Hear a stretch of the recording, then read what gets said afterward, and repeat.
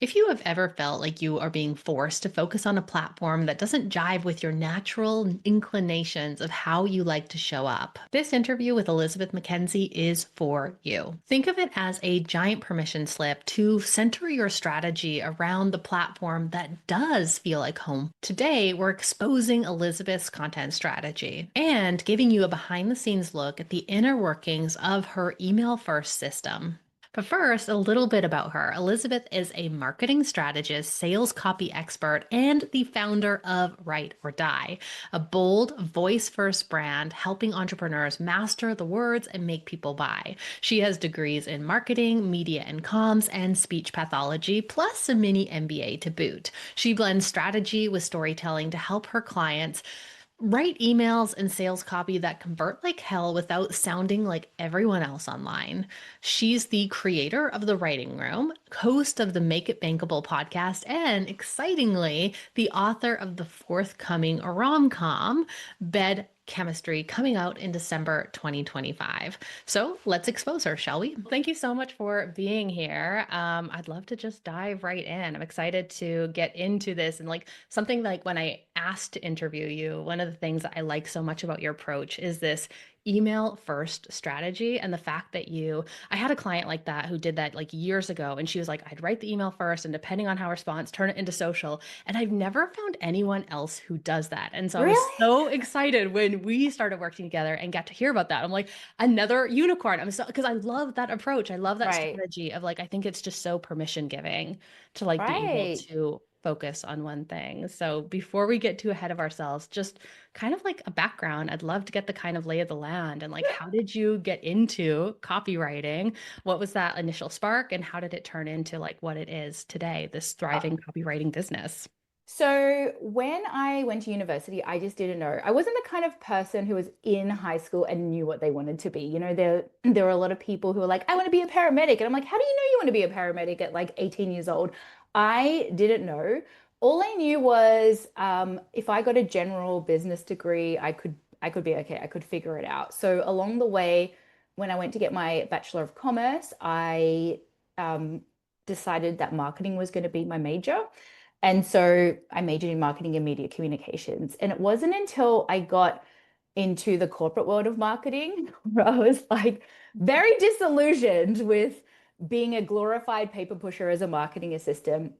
And so along the way, I don't know, I somehow fell into like the blogging for money space. Like I somehow stumbled onto someone's Cool. blog. So this is like a decade ago. Okay, this is like like people were blogging, and I was like, wow, people have the audacity to like talk stuff online and sell things, and they're not even like I was, I'm like young and 20 something, and I'm like, they're not even that good. Like I could do this. So like I got the audacity and I started a blog and I started blogging and it wasn't until I was like, okay, how do I monetize this blog that I realized that I had a specific skill set, which was marketing.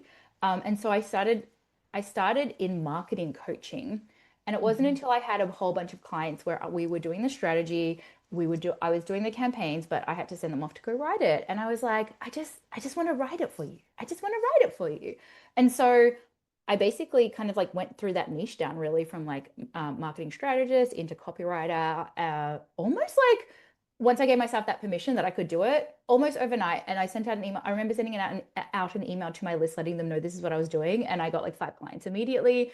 And that was like that was the end of like the copywriting like story of where I kind of pivoted from marketing strategist and coach into copywriter and then basically ran a copywriting agency for the last kind of decade until really like the last 18 months where I've also been working with you and pivoting and that kind of stuff. So yeah, does that answer the That's, question? that's perfect. Were you always like writing as a kid? Like were words always the Yeah, thing I for you and was. I writing? was. It's so funny because I thought I only have hindsight now. When I look back Yeah. in I remember like one of these school holiday activities, my mom taking us to like do a story writing class, and it was so fun. And then me finding my old English essays, and so like all the little things were there, but I just didn't know that there was even a career opportunity. I remember, and it's so interesting because my love for writing really showed up outside of copywriting too.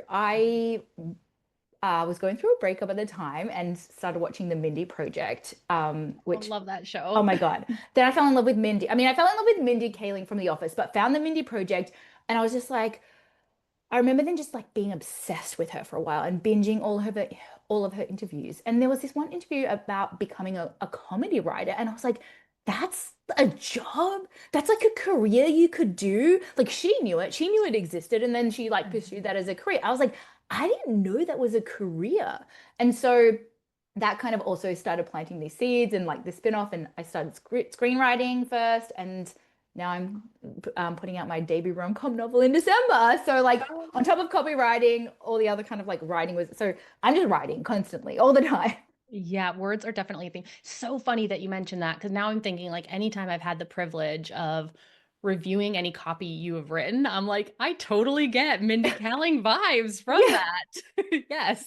So I Oh love my that. God, Yeah, it's it's so like the true. pieces falling into place. Yeah, yeah, she's like my greatest inspiration, and like I even have a little dedicated section in my book to her. Like, thank you for paving the path for me. Oh, I love Hopefully she'll that. Oh see my it. gosh. Well, switching gears to content, I'd love to know how does content currently work in your business? Like, what do you put out on a regular or semi-regular basis? Right. So, for my ride or die business, my most regular, my most consistent email. Like, and I've got over the decade, I've gone through phases, but it is always minimum one a week. So I have been emailing my list at least once a week for the past 10 years. That's amazing. And yeah, and I've tried different cadences in terms of like I did 3 times a week for a while. I'm now seeing it 2 times a week. I think that's a really nice cadence for me. It feels like I'm connecting with people at the rate that they need to connect at in like this fast-paced kind of world that we live in at the moment. Um, and yeah, so that is like my most consistent. I feel like I've had maybe 4 months off total ever in a decade where I didn't email my list. And then I was me going through another that said messy breakup where I was like, I need to just like not email for a little bit. But other than that, yeah. So I would say email is my most consistent piece of content that I've created. And from my email, I would I used to always put it into a blog post when Yeah. blogging was big back then, but I kind of got a bit lazy and kind of moved away from that when I felt like blogging was like it was a bit over. Hmm. Um, so yeah, it's always been email. My social media has been sketchy, patchy at best. I've gone through phases where people are like, you need to show up on socials. I'm like, okay. But it's always been, what did I write in my email and how can I put Yeah. that on my social? I love that. When it comes to, because that's incredible to think of. Like, if you think about 10 years, like Like, 4 months, that's nothing. But like 10 years of doing something consistently, that is just wild. Or do you find that like your process for creating it, like you put it out at least once a week? What does that typical weekly process like? Are you very disciplined about it? Do you plan it a lot in advance? Do you just think of what you want to write that week? What does that creation process? yeah. So I'm not a batcher. I do not have like, I have nothing scheduled for next week. Like I had my email go out today. I have nothing scheduled for next week. I can't, but what I really do is I understand my business objectives and my sales and marketing Yeah. objectives. So I'm never just emailing people for the sake of it. I'm like looking at my calendar, like, what am I moving? Am I moving into a launch? Am I in a nurture space?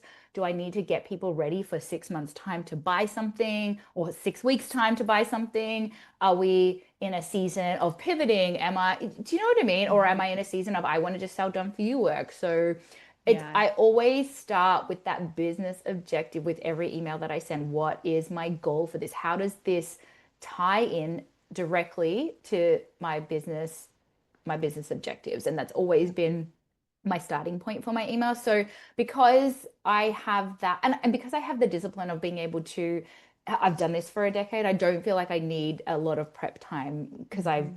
I kind of know that kind of stuff like the back of my hand, I guess, in a sense. But the strategy is always okay, working backwards from my sales goals.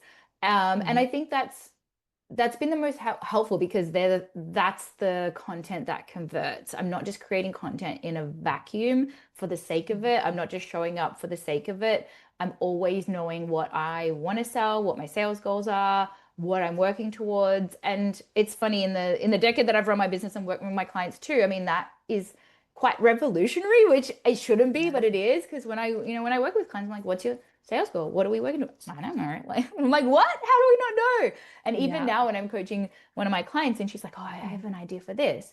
And before we even execute an idea, it's very much like, okay, tell me how this relates to your business objective. What's your objective in this? Even if it's just a general, what's your objective with this? What do you want Mhm. out of this? What is the goal of this? Once you kind of can can look at content through that lens, all of a sudden it becomes so much more powerful.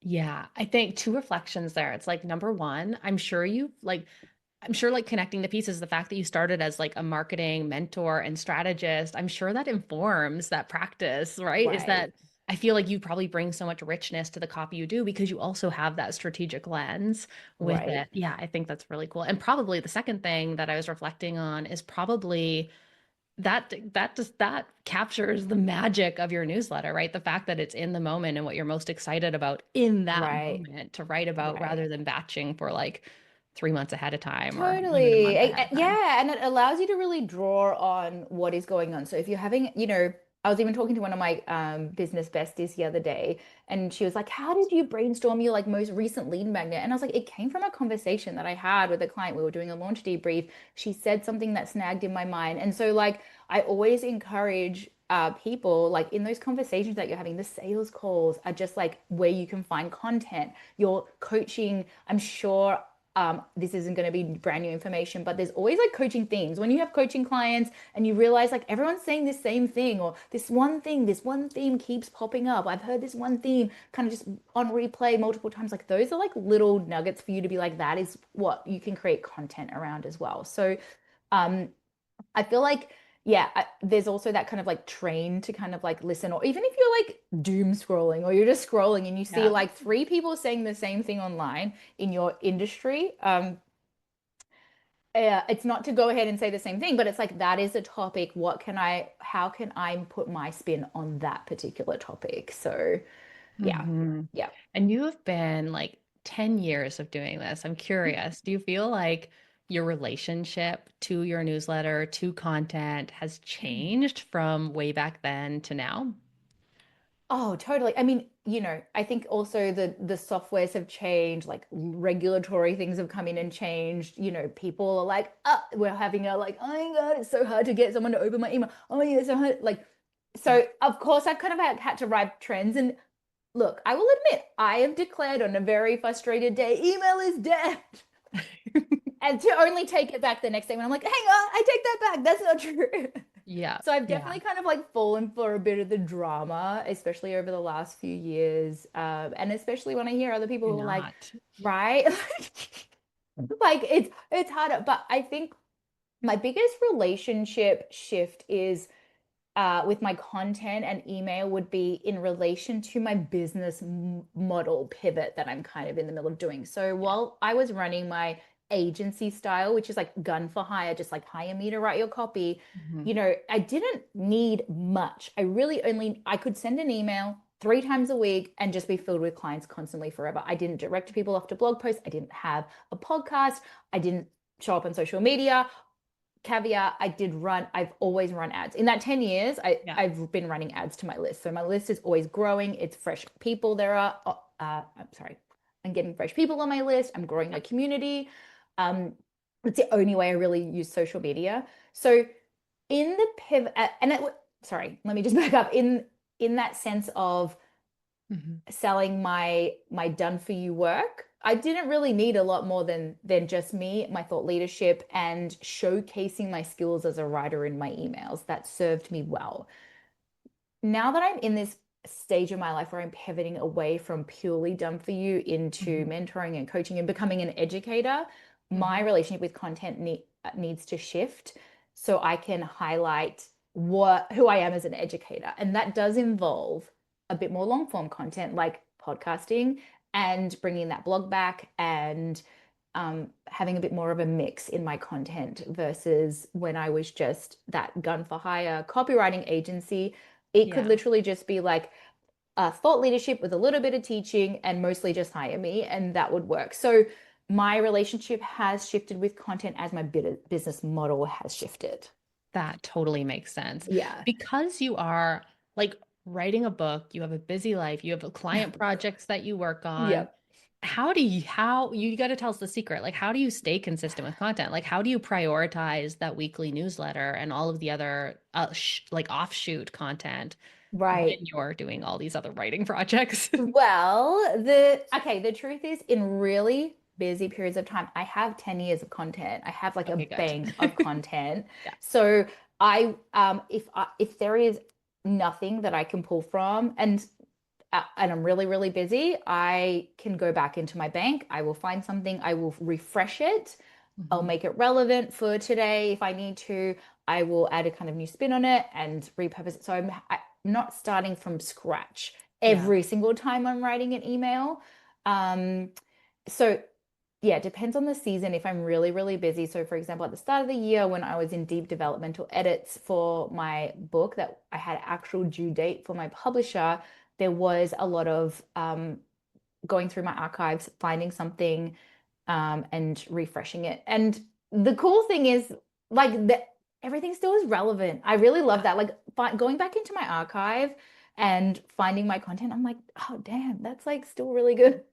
Put that out there, especially in today. So I think this is a really good little like pause encouragement moment for anyone listening that like, and I know your mentor challenged you once to like don't write new content for an entire year. And Hyperventilating. Yes, it was very hard.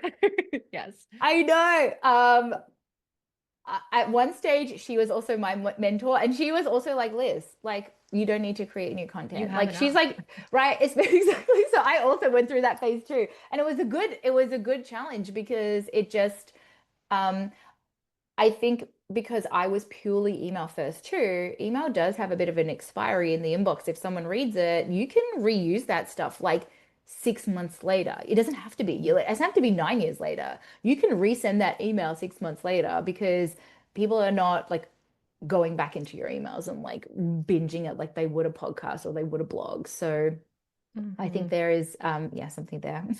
I think like that's something that I am like it baffles me. Like it doesn't, but it does when people are like the number one question that comes up when I talk about repurposing content is, well, how often can I reshare it? I'm like, a little bit of a hard truth here is like no one is like that obsessed with you that they are Right. paying attention to everything you were putting on. As I much as we'd know. like to believe that they I are, that is know. not like they don't. And if they do remember it, likely they are in a completely different spot that it hits different, right? They take Right.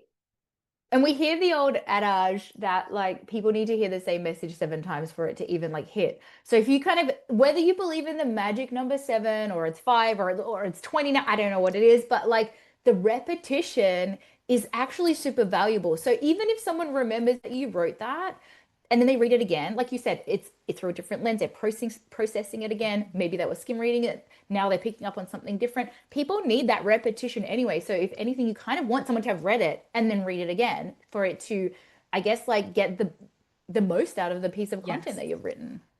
Yeah. I mean, I've watched Gilmore Girls 13 times. I take different things every Right, time. right. I've Yeah. watched the Mindy Project so much, I'm just quoting it constantly. Do you think that I'm like, wow, This is how boring. like this is crap now on the fifth rerun in the is Yeah, no. no, of course, No. exactly. What do you think? This is probably a really hard question, like to like think through Give your it. archive because it's so vast, but like what is your favorite piece of content that you've ever created? Okay, because Pick you your sent these darling. through. Okay. Okay, so there was this one piece of content I wrote. I watched this movie, Eddie the Eagle. Have you heard of Eddie the Eagle? Mm-mm. Okay, the story of a kid in the UK who wanted to be a ski jumper, and his biggest dream was to go to the Olympics and be a ski jumper. Um, the UK didn't have a ski jumping team, so long story short, he sucked. He still qualified. He went to the Olympics. He sucked, but he fulfilled his dream of going to the Olympics. Yeah. And Taron Egerton, do you know Mhm. I Egerton? know who you're talking about, Yeah. but yeah, names. You're like surname, like debatable. Yeah. He plays Eddie. It's so brilliant. I think Hugh Jackman was in it. Anyway, I saw it at the movies. I was so moved by it that I wrote. an email about it. I wrote a blog post about it, about how it's not even about, he didn't, his goal wasn't to win the Olympics. His goal was just to show up to the Olympics. And his whole life was around, I just want to go to the Olympics. I just want to go to the Olympics. And he like sucked. He sucked so bad, but he lost. It didn't matter. And so I really, I thought that was so inspiring, like for a business owner, that I turned that into a piece of content about Love that. like, how bad do you want to be a business owner, that it's not about like your money at the end of the month. It's not about whether you sell it on. We get so caught up in like these tiny numbers or these like little milestones that we deem whether we're a failure or whether we're a success. But it's like, you've won the Olympics if you get to be a business owner.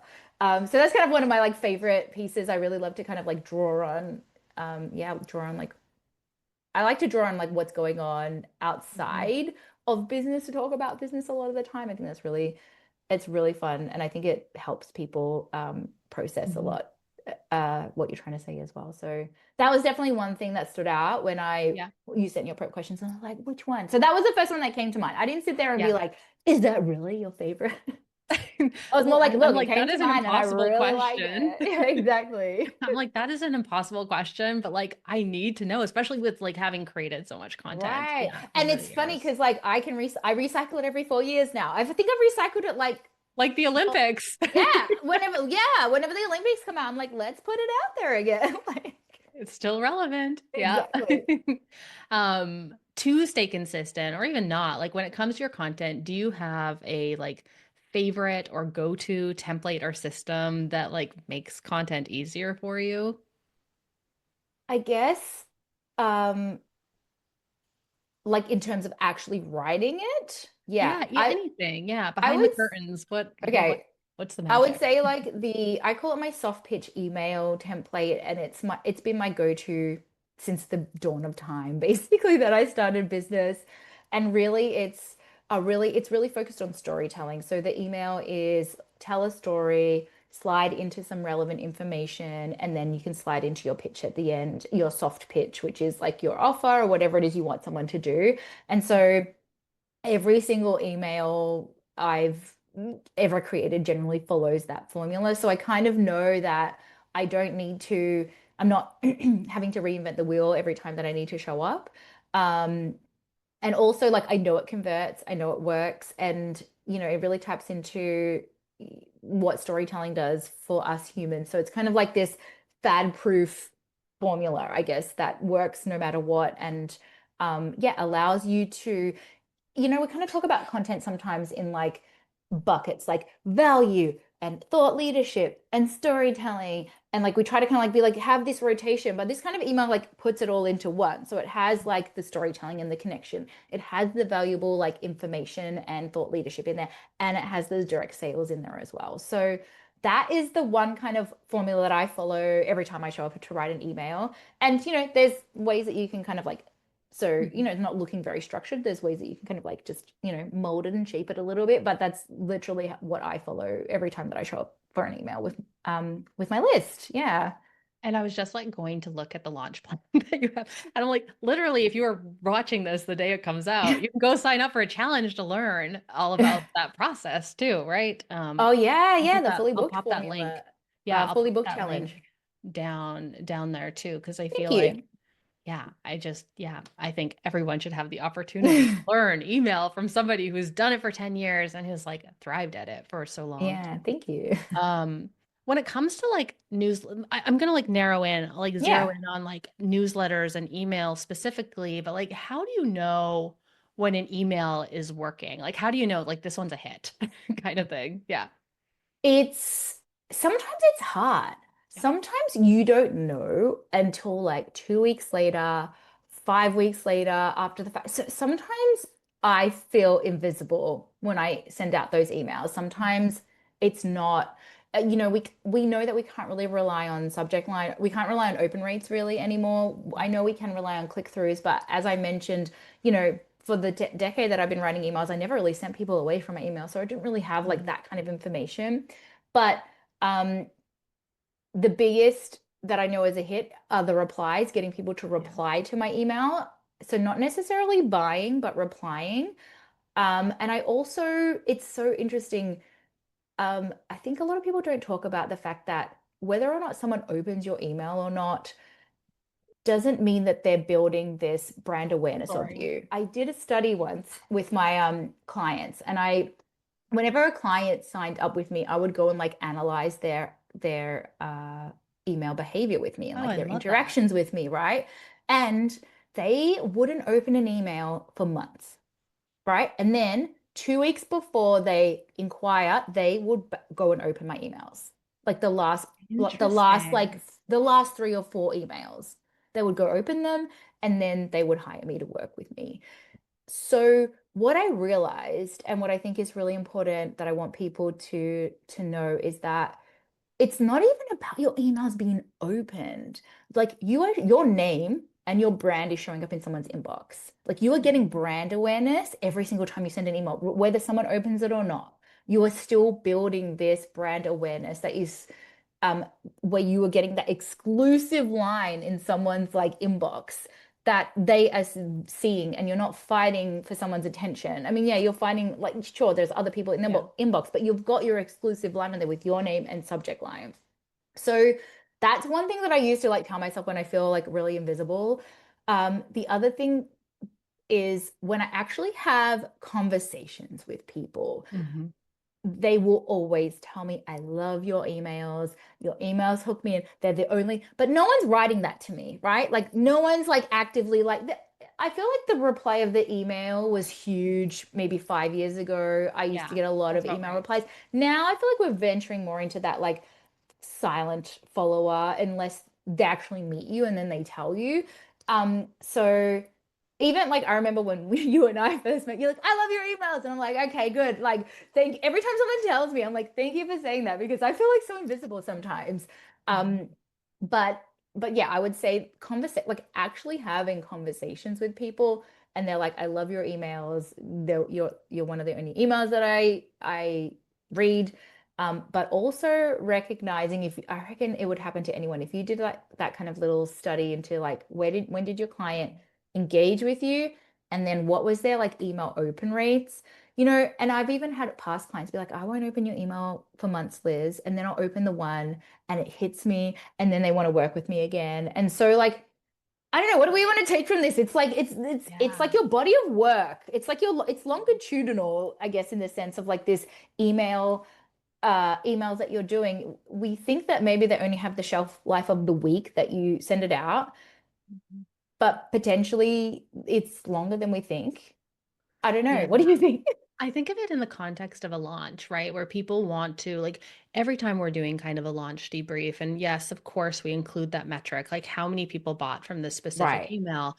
I like deliver that with a huge caveat of like, it took all these other emails leading up to it. So even though we know Right. this one is the thing that made them pull the trigger or finally purchase, it wouldn't have happened likely without those pre-emails or some of those Right. pre-conversations. So to try to pinpoint it and put all the pressure on one email, like, yeah, it doesn't Right. work that way. Yeah, it's a Yeah, it's body your of body work. of work. It's your body of work. It's that breadth, the emails, that consistent, like, yeah, pattern of kind of like showing up. And it's so interesting too. And I can really lean into what you're saying is it like 2 years ago, 2.5 years ago, I did a really big launch and it was a break-even launch. I'll give it wasn't the launch of my dreams, but Yeah. it's so funny. And I reckon if I looked at really the ROI from that launch 2 years ago, with the one-on-one clients I get, and I go in and track it. I'm like, they came from that launch, the launch that sucked. And I'll just see Yes. right, Yeah. like I think I would have like at least 2x my launch results now if I look at the one-on-one clients that it has brought in from people who came from that launch that didn't buy in that launch period, but have now purchased 2 years on as well. Yeah, that's the really interesting thing about having a service-based business while you're also having an education-based business is I've never found that I need to really heavily market my one-on-one services because by marketing the education stuff, by marketing even like the lead-in, like it always fills those spots Right, anyways. right. Yeah. I 100% agree. Every time I've launched something off the back of it, like the one-on-ones just fill up naturally. And it's Yeah. so funny when I kind of stopped launching, Mhm. um, for a while and stopped kind of selling my courses, it was harder to fill my one-on-one. Not Yeah, harder, but that I had makes to like sense. actively like do it instead of it just naturally. Yeah, that makes a lot of sense.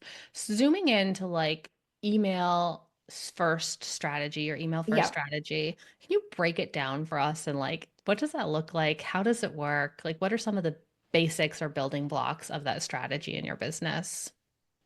In terms of like Yeah, just like how I organize, like yeah, I think so. Like how do you feel like I'm like the I most think disorganized person in the world. So, and maybe that's part of the magic, but I also right, feel like you're probably more organized than you give yourself credit for because it is like you said, right? It's always supporting a bigger business objective, right, right? right, So I'm just curious how all the pieces kind of come together and like getting that out the door and making sure it's aligned. right. Um, well, and I think it is different for like going into a launch versus if you're in that kind of Totally. slower, like showing up, nurturing mode. So, um, I guess when I think the thing about like email and email first is I feel like you touched on it a bit earlier when you talked about like it being permission based. Like I've always felt my most authentic, if you will, self showing Yeah. up on email. Like it's always, I've always said they are willingly have opted into my world. They are willingly like in my world. And so that piece has really given me the ability to unfilter myself in a way. I feel like I'm still very about social too. I'm still a bit like I still get I feel very, very vulnerable on social media. But in my email, I feel like I am bringing my best self to life. So I Mhm. feel like, I don't know why I want to touch on that. I think I just wanted to say that that has helped unlock the type of content that Yeah. actually works and actually like resonates with people is because I feel, like I said, my most safest self to be like my most realist and have like a real thought and have a real opinion and actually use it in my content. So I think that's like that falls into that like, email first because it allows me to be more unfiltered in the beginning to really come up with like my content ideas. Um, so I feel like, because there's so many emails that I'd be like, "Ugh," to even want to put on social media still, Yeah, even though totally. I'm like, oh, I'm like the most confident person, not really, not all the time. Definitely not when I'm like being forced on someone's, For You page. That feels like Yeah. very stressful to me. But like, yeah, people have willingly, and I always remind myself, people have willingly you exercise their free will to come onto my mailing list. So like that really has allowed me to kind of like open up how Mhm. I create content and like my opinions and what I say. Yeah. Um so I mean that's a huge thing in my email first I love that. kind of strategy. I'm wondering about like email first strategy. Like, I love that you like, and this is like a community you've cultivated, you've been so consistent showing up. And so, even though replies are less as they are for Yeah. everyone, right? I'm sure, like, do you ever, like, how do you know, like, okay, this newsletter, there's an idea here that I want to take and turn into something else because of how it performed in email? Like, when was the last time that happened? And like, what is your, like, how do you turn it into other like re-platform it basically? Right. Yeah. Okay. So when I want to re-platform it, usually like my emails are pretty long, but usually I'm gonna want to expand on a little bit more. So Mhm. because I'm a writer, I'm always going to repurpose into words first and then like take it into something else like a blog. So, and I'm still always going to go email to blog to podcast and then maybe social media. Like social media Yeah. still always last and like maybe that's like optional for me. Mhm. So, what I would do is like write my email as I normally would in that kind of like storytelling format. And, Yeah. in that storytelling format, there's like intro story, and then there's like, slide into that opinion education point that I want to make that really connects the story to have people have that like aha moment, if you will. Mhm. That's the thing that I would expand on the most, that aha moment when I want to turn it into a blog. So, and so what I would do is start thinking about how can I add more meat to like the bones of like Yeah. my original, like, okay, I want to take a stand on like unsubscribe rates. And I wrote a blog about like the unsubscribe. I even created a manifesto, the unsubscribe manifesto, where I'm Yeah. like, I really want to encourage people to lean into the unsubscribes instead of like be so fearful of them. Mhm. So, I wrote an initial shorter email, but when it came time to do the blog, it was really like adding meat to the bones. What do I want to say? Why is this matter? And I feel like why is like my biggest question that I ask almost of Mhm. every line in which I write. It's like, why did you say that? Can you expand on that? Can you give us a justification? I feel like whenever you're writing content that is positioning you as a thought leader, like you need to like back up what you're saying. Love that. You can't just Yeah. have an opinion for the sake of having an opinion. I mean, you can have any opinion you want as long as you can justify this is like it's like year 7 debate when we in English class. It's Yeah. like you always have to have your justification and any rebuttal, you need to be able to like justify why you've said what you've said. So Yeah. I feel like I really more lean into that. I guess that thought leadership piece comes out and the education piece comes out and like that explanation and just that comes out more on like the blog post side of things. And um, then that's easier to turn into a script for the podcast. Mhm. And then like if I'm feeling it, if I'm feeling it, I would usually like go back to my email because that's shorter form and see what kind of one-liners I can pull and put on social media because I don't feel Love like I need that. to pull all that long form stuff doesn't need to go on social media. It's more of that like those short, snappy, short form pieces can just go on social media. For example, as well, I just launched, my new Pitch Perfect lead magnet, Mhm. my messaging Yeah. guide, and there was that like one line in the ad, like you don't need louder marketing, you need one line that makes people care. And I just took that and I was like, that's now like I'm putting that as my like thing on socials, as my like hook on my reel. So, and that did really well. Like that organic reel did really well. I'm like, wow. Yeah. Okay. I love it. I'll put the Yeah, link to so that pitch perfect below. I think it's like worth perfect. anyone kind of checking out. And I think what's so like you always see those like repurposing guides, right? Where it always starts from do a video, then turn it into 5 LinkedIn posts, like an email. I And so love that I've never yours starts seen with the them. email. Yeah. So people start with the video. It's very hard to start with video. Video is like the final boss level of content, in my I opinion. know. Yeah. Like what? Like at least with written form, you have the ability to process it and you can like edit Yeah. it. And especially for, I feel like I'm not the only business owner who has a vulnerability issue in feeling exposed showing up online. Like, I think that's across Mhm. the board. So, if someone's telling you to start with video, that is like enough to just be like, no, Yeah. I don't want to.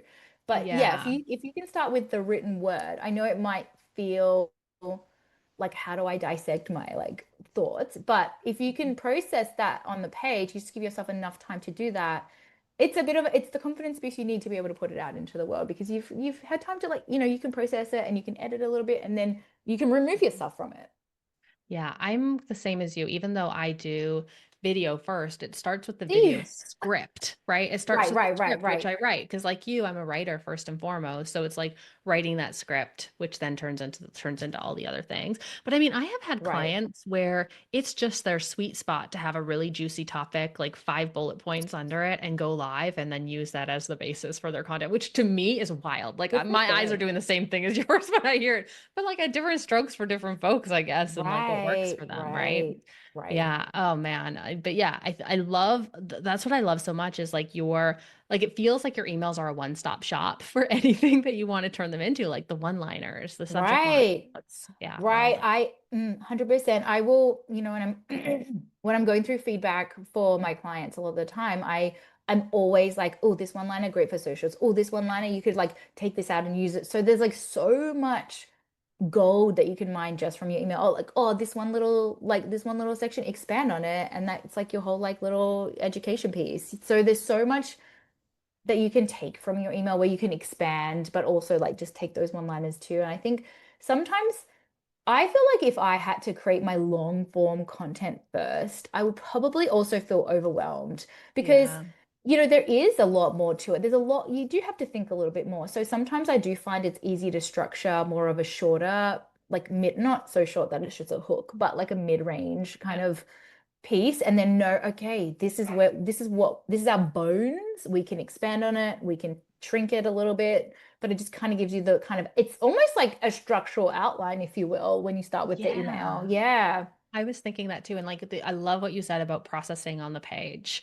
I'm sure, right. yeah, that like it helps you get your thoughts out about what that bigger piece is before you take on that undertaking.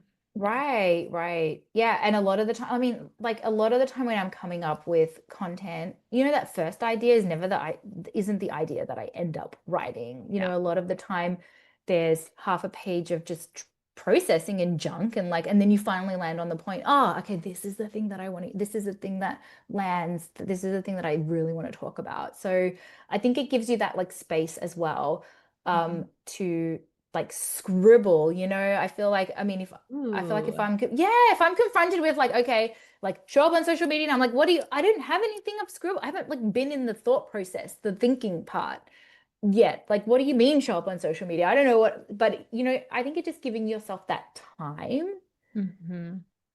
to like scribble is like where those best ideas will come from too. Those best content pieces.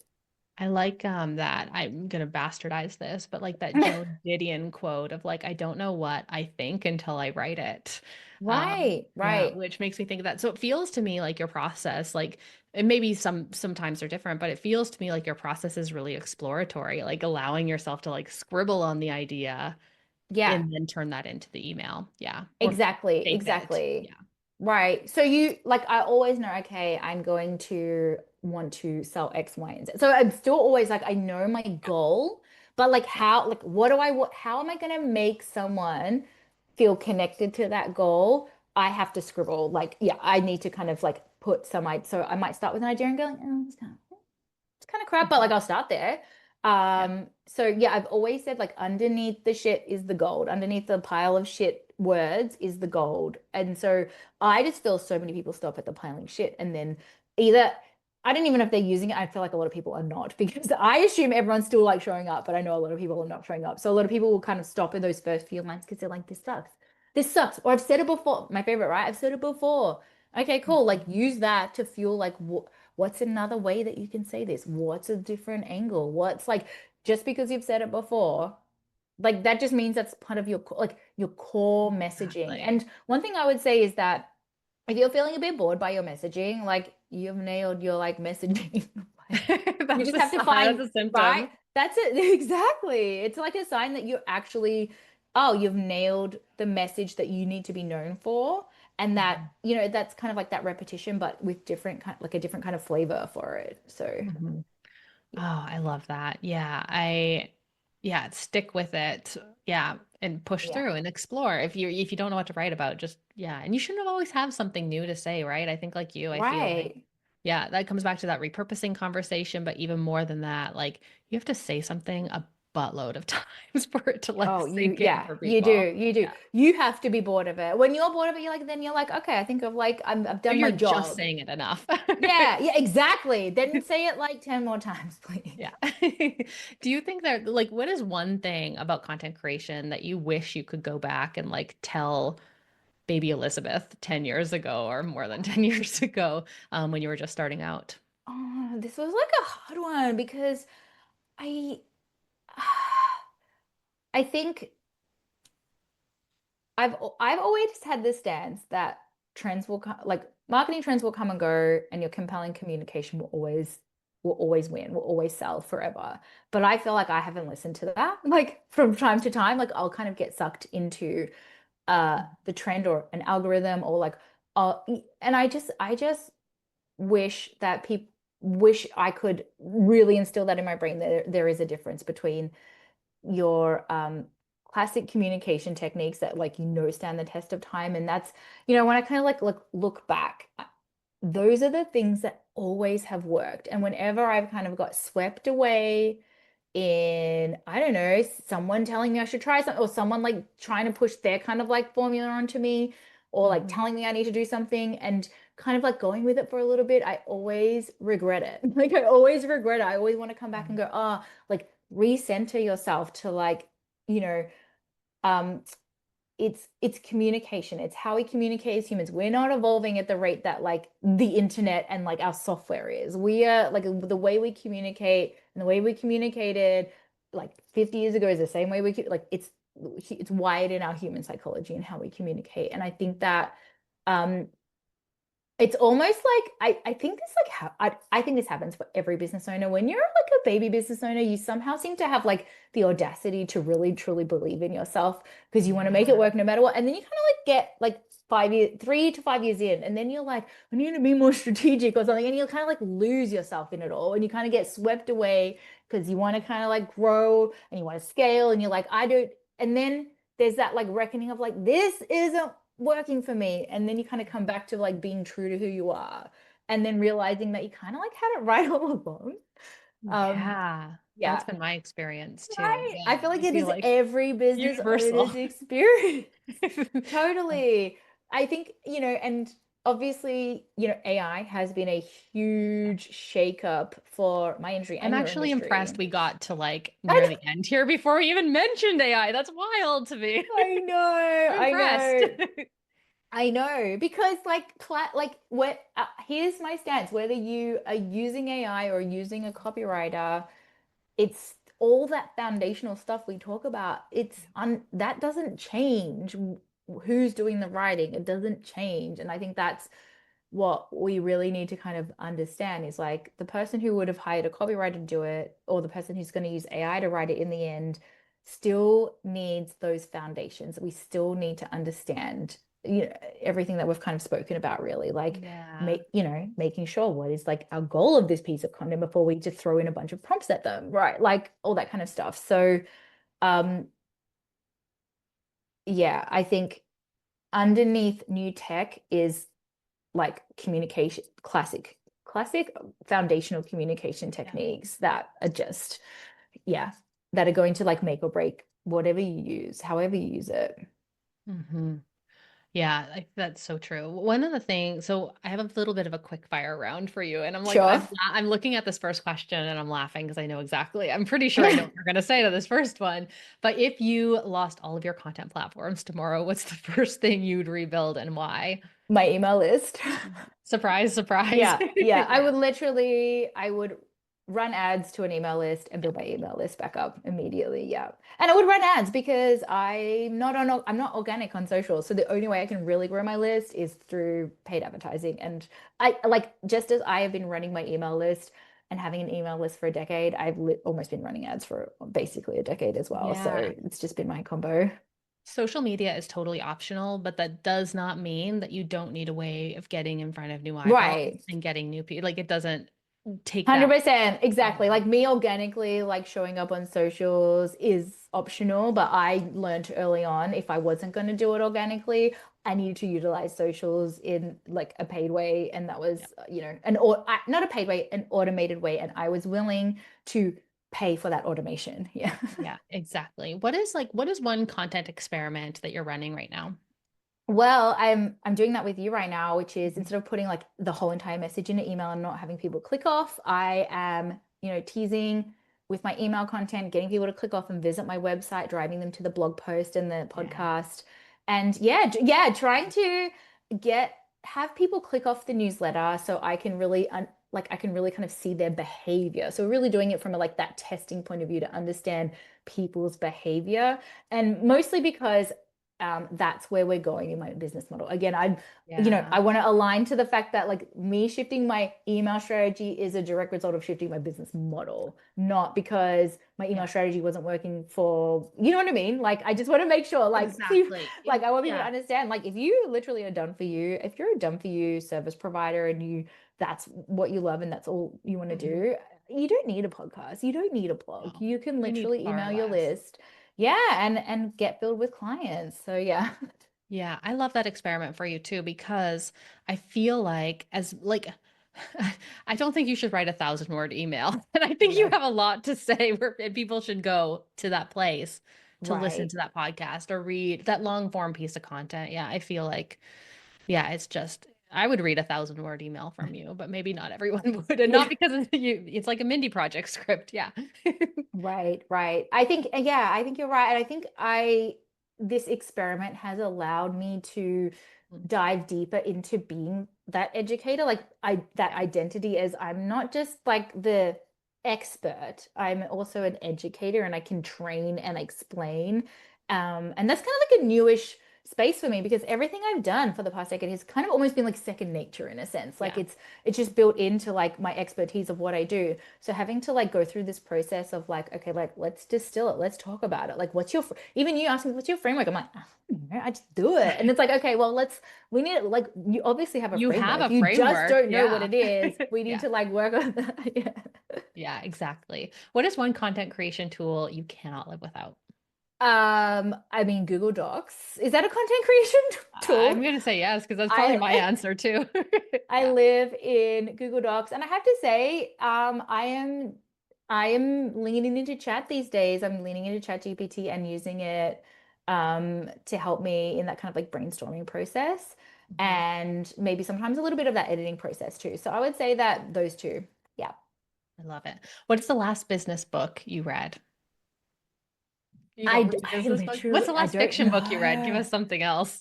Oh, okay. So I'm writing my debut rom-com, and rom-coms used to be my go-to, but I'm like, I can't read other people's rom-coms and read my own because I'm gonna just judge the crap out of myself. Yeah. So my adjacent is like romantasy. So Oh, I love it. I just finished reading Shield of Sparrow, which is like one of the first ones in the I'm writing it instant New down. York Times best-selling next Shield of, romantasy. Shield of Sparrow. I think that's, I don't, let me double check because yeah, I'm Shield gonna of go read it. Sparrows, it is Shield of Sparrows. Yes.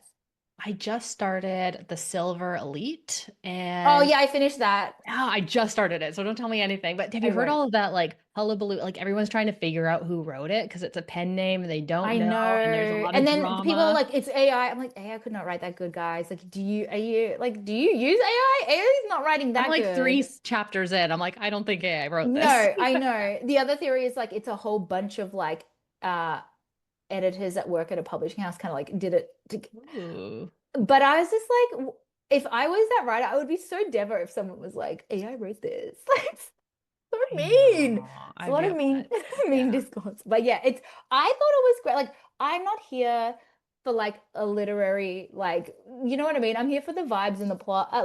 Take me on a ride. Like, Yeah. we have to think so much in our businesses constantly. We have to make decisions constantly. We're like, we wear all the hats. Like, I just want a book where you can like take me for a ride.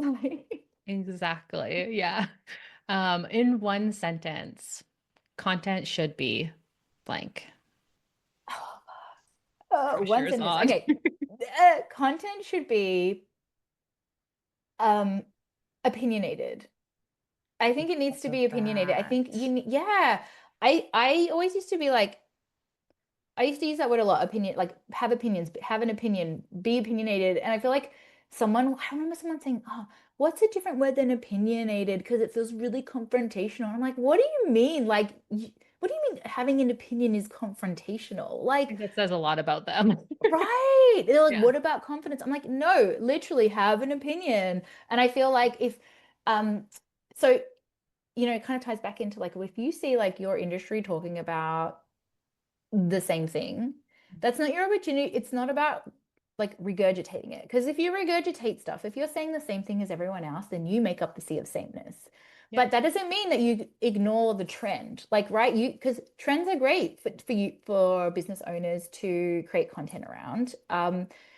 But you need to find your opinion on it. You need to find your stance on it. What is the angle that you think about it? So I remember like when I used to do this example as a copywriter, um, there was a lot of talk, and I don't know anymore. Is there a lot of talk about pages? I feel like I'm not sure, but like there was this whole thing about Mhm. pages and what is an about page? Is it about them? Is it about Yeah. you? Da, da, da. And I was like, my opinion was like most about pages suck because they're boring. Like that, my opinion was about, is it about you or is it about them? It's like you're not interesting. You're not being interesting, so no one cares. And so Mhm. that's just like an example of how you can find something to talk about on an in the industry, Mhm. but be able to find your own opinion around it so you can be part of the conversation, but stand out and part that sea of sameness. I love So, that, yeah, especially in today's day and right. age. And if people are using AI, like it's just, I found like, have you heard that thing? Like the worst thing you can do with AI is like ask it for its opinion because it's just going to validate you and you're like creating this vacuum of like agree. Like An echo chamber. echo chamber. That's the word I was looking for. Yeah. I saw a Same TikTok thing. of someone, I saw a TikTok the other day of someone being like, oh, when your friend was confronting you, but ChatGPT would have said, that's a really interesting question. Great way. You know what I mean? Like, it's like so funny. I love Wow, that was really great. Great idea. Yes. that. I know it's too So true. validating. Yeah, It's I so know. true. Yeah.